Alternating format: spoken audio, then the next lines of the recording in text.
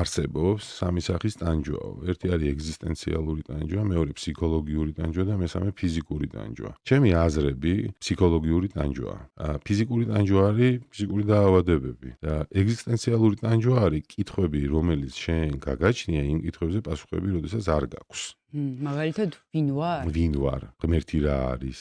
სიკვდილი გარდაცვალება რა არის, დაბადება რა არის. ამაზე პასუხები როცა არ გაქვს, იბადება ფსიქოლოგიური ტანჯვა. overthinkerობა რა, ანუ ბევრს ფიქრობ, არა ხარ მომენტში, წარსულში ხარ, მომავალში ხარ, რეალობა დაკარგული გაქვს, განჟაში ხარ, შეფასებაში, კრიტიკაში, ანუ მუდმივად ხარ, შენი ტვინი მუდმივად განიხილავს რაღაცას. ეს არის ფსიქოლოგიური ტანჯვა და რეაქციებში. ანუ ტვინი ახდენს მუდმივად ყველაფრის და ყველას მიმართ რეაქციებს. რეაქცია მოახდინა, დაიბადა ემოცია, ემოციის განცდა არ იცი და ეს არის შფოთი. აქედან მერე სხეული ბუნებრივია, განსა ვეღარ უძლებს რა ამ ყველაფერს და შემოდის შემოდის დაავადება ფიზიკური. როგორიც არის სიმსივნე. სიმსივნე მაგალითად ზუსტად რეზონირებს წყენებთან. ანუ ბევრი წყენები ვისაც აქვს და არ მუშაობს წყენებიდან გათავისუფლებაზე, დიდი რისკის ქვეშ არის.